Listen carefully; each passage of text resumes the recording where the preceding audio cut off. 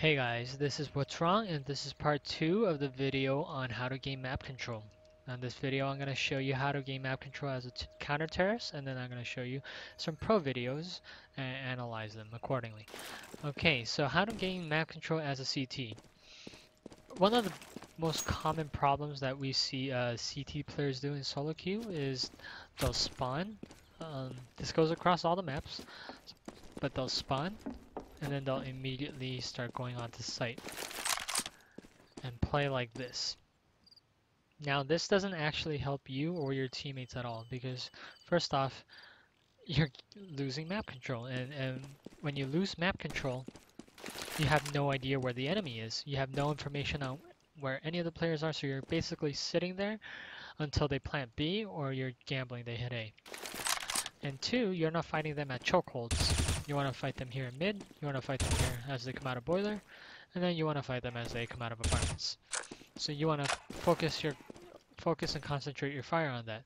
Now, the way you gain map control as a terrorist and as a counter-terrorist is a little bit different because as a terrorist you have to break into sites, and as a counter-terrorist you have to defend sites.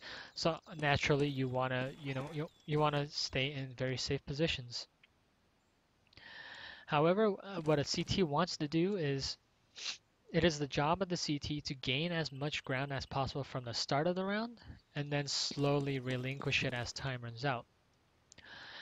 So if you're a counter-terrorist, you could go ahead and push down banana, have banana control, maybe even smoke this out. And then once the smoke runs out, you could re-smoke it. If that smoke runs out, then you guys fall back into sight as the timer starts winding down. That's how you should play as a counter-terrorist.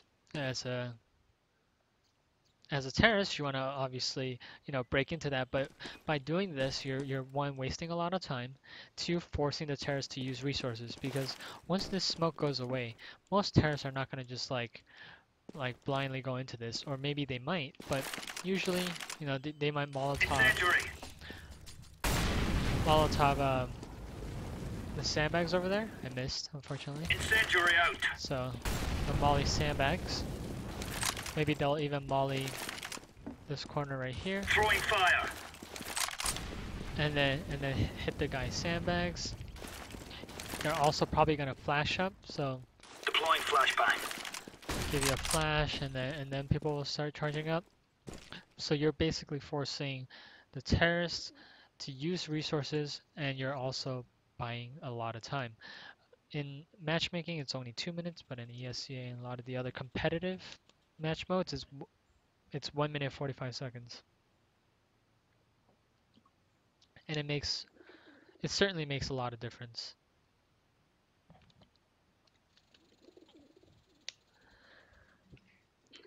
So that concept goes across all the maps. It doesn't just hold true in Inferno, it holds true in Dust as well. You don't want to just spawn and hold back in sight. Obviously you can as a counter-terrorist, but if they gain fast map control here, you're basically stuck here until they decide to execute onto one of the sites. There's no way you could call fast rotation. You don't really have information by what you see, you have information by what you hear, and if they decide not to make noise, if you hear just one guy on car, then you can only assume it's only one guy on car. You don't know if it's 4 or you don't know if it's 3. So you don't want to lose map control as CT. But over time, you do want to, if you have a lot of map control and you know the terrorists are going to execute, you do want to slowly give it up because you don't want to get traded at these spots. So for example, if there's 45 seconds left because you did a very good job, maybe you even had people helping you, you can't have this guy just smoke for you. Laying down smoke From Arch. This is generally for the higher level games, but smoke it out for you. So let's say a guy on A is holding a smoke for you, so you decided to push aggressively. You don't want to get caught out here because this is a very easy place to get caught out unless you have like smokes and nades. Unless someone threw a smoke in spawn. Smoke. And as you guys are taking this, the first guy mollies here, second guy mollies here. Incendiary out. And then you guys decide to push out together. You can see how the fire's out there. unless you decide to do that, and then maintain banana control till the We end of are the round, out of here. you don't want to get caught out in these positions. So let's say you did get control of this, you got control of it. There's 1 minute 30 seconds left. You do another Laying smoke, down smoke. and you're running out the clock. At this point, you might as well just have one person B and the other person rotate A, because it's very unlikely that the terrorists are going to try to break out. So by having map control on banana, you've essentially uh, stacked A site and forced the terrorist to look towards A. Because if you have a smoke down here, a terrorist is not going to look to break this until the smokes run out. But if you guys have the smokes, then kudos. The guy who's going to rotate, he's probably going to smoke it for you and then rotate A. And then the terrorists are going to have to try to break into a site that has 4 players. Now, what happens if this smoke does run out? Well, if this smoke does run out, you would definitely want to give it up because you don't want to die here. Obviously, you can try. If you hold like 2 guys, that's not bad. But if you die here, they're just gonna run up because they know there's killed 1 guy. There might be a second one close, but they're just gonna try to run up and speed this before the rotations come out. So once the smoke starts running out, this guy's gonna fall back. He's gonna slowly fall back. If he sees anyone, maybe he could spot it from here. He sees anyone, he's gonna fall back again. He's basically playing the time. So as they're falling back, they're getting worried. Maybe he could even throw a flash over to slow him down. So he throws a flash over, slows him down, buys more time. He calls for a rotation. So the second guy comes back. Maybe a third guy comes with him. And as they come in, Throwing you fire. can molly the choke if you still have a molly. And you're forcing the terrorists to play against the time. Once it goes down to like 30 seconds, the terrorists are gonna get very antsy. They might not even execute correctly. They may face a lot of issues. So as a counter terrorist, you want to gain map control early and then pull back slowly as time runs out. So one of the ways that you could do it is, again, like what I showed you. You hold it really aggressively, or you could just hold it like semi aggressively. So you don't want to give up something as crucial as banana Throwing that smoke. early. So let's say they're rushing up. You could get the spawn. You could just throw it from spawn. Smoke. Sorry. Of course, smoke up the top of banana that way. And this goes across all the maps. So I'm going to change the map to Dust 2. And while I do that, I'm going to show you some pro videos of how some pro teams did it. And I'm going to explain what happened. I'm going to explain good map presence by the CTs, bad map presence by the CTs, and the consequences of them. So you're going to see when the counters have really good map presence, they have good map control, they're going to be dominating the round. If they have very poor map control, they're going to be put in very difficult situations. This is our day. Alright, so I'm going to go to some pro videos. Alright, so I am going to start off with MVS versus Cloud9. This is an ESCA ESL Pro League semifinals. This is the semifinals that Cloud9 2-0's MVS, spoiler alert, sorry. And Team MVS is a very good Dust 2 team, and most of you guys who follow the scene know that. They're probably one of the best Dust 2 teams out there. At least the old lineup. Obviously, the new lineup has changed with Kenny S and Apex coming in, but for this old lineup, I'm gonna choose a few rounds, and I'm gonna go ahead and explain these to you. So I'm gonna start off with round 6. All right, so you're gonna have to look at your mini map here for me. You could see the terrorists starting out default. So the terrorists definitely want a lot of map control. They're sending 1A, so I'm going to play it out a little bit more. Okay, so they send 1A, 1B, right? These are your anchors. You have your opper spotting mid, and then you have 2 guys coming up, getting very fast mid control. And then obviously this opper is going to come mid with them, and then it's gonna be, it's just the default. They're spreading across for map control. Now what MVS did, or what they're gonna do, is they're gonna have one long as an anchor. I believe Smith, fast boost, he fast cat boosted Happy, so they have cat control, they have long control, they have basically the entire A site. And I believe these two guys in B, they're gonna push aggressively into B. So what they're doing is they're pushing aggressively into B. He's pushing aggressively into cat. So they're gonna basically squeeze out the terrorists that are gonna be playing default. So you can see they send two players. The reason they send two players is they want to trade frags. So if the first guy dies, the second guy is there. And you can see Cloud9, they want to go fast mid. And Envious, they don't get greedy. So there's a difference between just mindless, senseless pushing. So let me get a game. There's a difference between getting super aggressive and hyper pushing, and there's a difference between calculated pushing. So these two guys, what they did was they pushed up, got the kill, and then fell back. So they have information. What they did was they got the kill. They're not letting trades happen upon them. So it's a 5v4 already. Very difficult for terrorists to win now. They got the information. Hey, there was one tunnel. That's all I saw. And since these teams are pro players, pro teams, they're saying it's probably default, right? So these guys fall back after that, and then they check for mid because they didn't have anyone watching mid, right?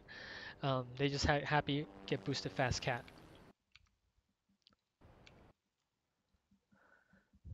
Now what Cloud9 does is they try to get default. They lost B, so they try to go fast mid to B. The mistake is they don't really have map control because Happy is up here in CT. So what happens is these guys, the terrorists go out without really having map control. So what Happy does is he comes out here and he knows that there's no one else B because the two guys from upper tons they push together. So they're squeezing these players out. He checks top mid, he sees no one, so he's gonna just flank them and kill them both. This is what happens when you don't clear out cat. You don't have map control over this area, so Happy goes out and punishes him. So you could see Freakazoid going all the way up. Actually, this isn't that round, but I'll show it to you later how they get punished. And this round is basically over now. It's three on two.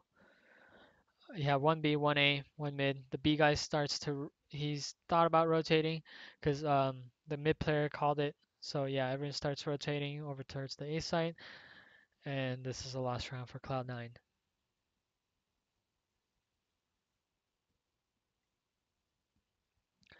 Okay, so now it's this next round that comes in sequence. So Cloud9 are down, but they can afford to buy here. And they decide to try to do the same thing because that round they just went out fast mid and it worked. So they go default again. 1A, 1B, 3 mid.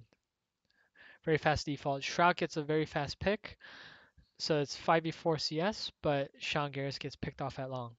So you could see MVS trying to put very fast long pressure, very fast mid pressure, but Happy, again, he's up here on cat. So Cloud9 tries to do a fast mid to B, gets spotted, and immediately Happy, he checks top mid, and then he jumps down, kills Freakazoid, kills Shroud, and this round's basically over. Nothing gets a 1v3 clutch, but barring the clutch, MVS should have won the round. So barring an individual outplay, this is a 3v1 that MVS should have won. So you can see the importance of map control here, coming in from both CTs and terrorists. So as a CT, they had control of cat every round, up to that point, I believe. So when you have control of cat, you, as a terrorist, you don't even have control over mid necessarily. You could come out mid, but this guy from cat could come down anytime, and you could see the aggressive, calculated pushing coming in from the counter terrorists. They come out, they push, you know, got the kill, and they fall back. And then they could play off that. Same thing. You could play. They put a lot of pressure here on long. Make sure no one gets out. In fact, they put in the beginning. They put two people here. This is very common because just the way the spawns work, the fastest spawn that the terrorist could come out of is long. So you could stack like 2 or 3 long and then have someone fall back to cat later on, right afterwards. But the counter-terrorists are gaining map control everywhere. Over long, over at cat, over in tunnels, and then they fall back, they relinquish it as the time goes, as the round passes by. And of course, it could also make for very fast flanks, like I talked about in my first video. As a terrorist, if you don't have map control, then you could get flanked from someone from a very aggressive CT. And that's what happens. So I'm gonna play out this round. Oh yeah, I already played that round, and you could see how Cloud9 got flanked. Now I'm gonna show you poor map control coming in from CTs and how that affects that round. So that is round 11. So here's round 11. You can see here that Cloud9 is gonna run another default, one A, one B, one op mid, and then there's gonna be 2 people mid. You can see Team Envious, what they did was they gambled. So Happy made the call that he thinks it's gonna be a B hit. So they gave out complete mid control and complete cat control, I'm sorry. And they stacked long and B.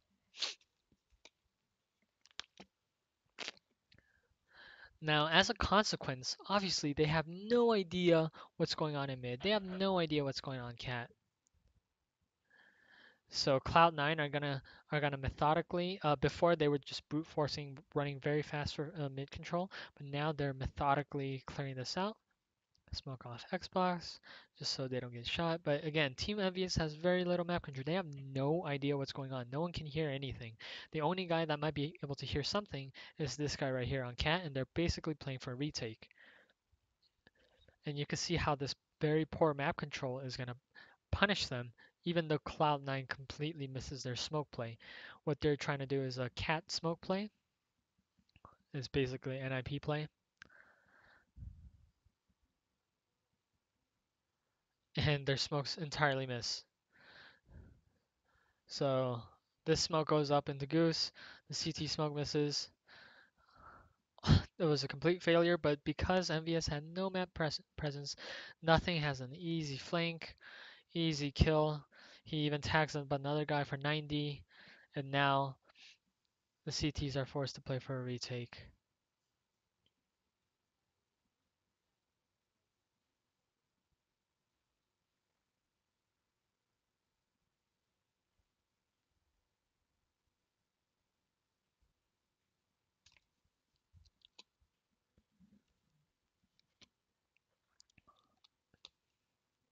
And Cloud9 consequently win the round. So good map control, you could see MVS winning the round. Bad map control, you see them losing the round.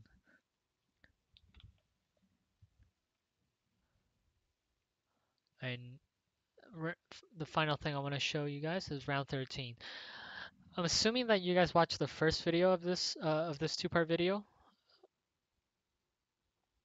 I believe on the terror side video I showed you, I explained to you that you don't want to stack like 5 people long, right? You don't want to stack 5 people in banana on Inferno. You don't want to stack 5 people long doors on Dust 2. Well, you're gonna see Cloud9 do this.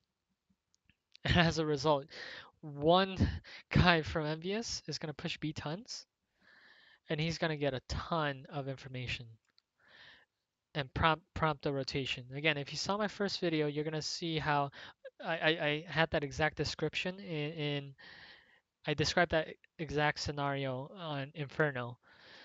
How one guy pushed up can cause a massive rotation and stack a site. Well, this is what exactly what happens in a professional game, in a semifinal on one of the biggest lands.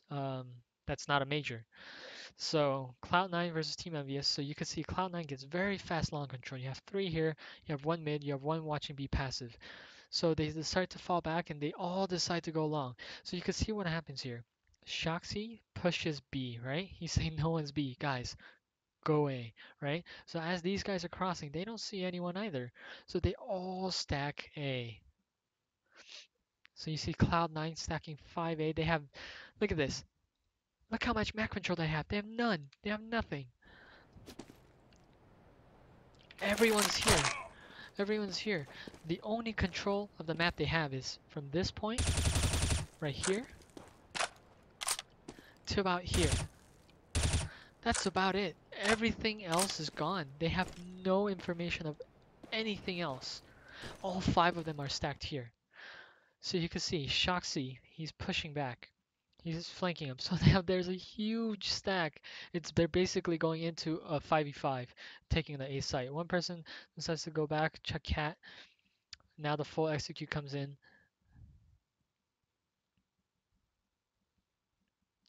And now the only reason Cloud9 won is one, MVS were on an eco, right? They didn't have weapons, they didn't have armor. And that was it, actually. Yeah, that's pretty much. And two, they hit their shots. So Cloud9 hit their shots. Team MVS didn't have their guns. That's the only reason why they won that round. But you could imagine just how dangerous that could be, especially if they decided to force buy and they had M4s.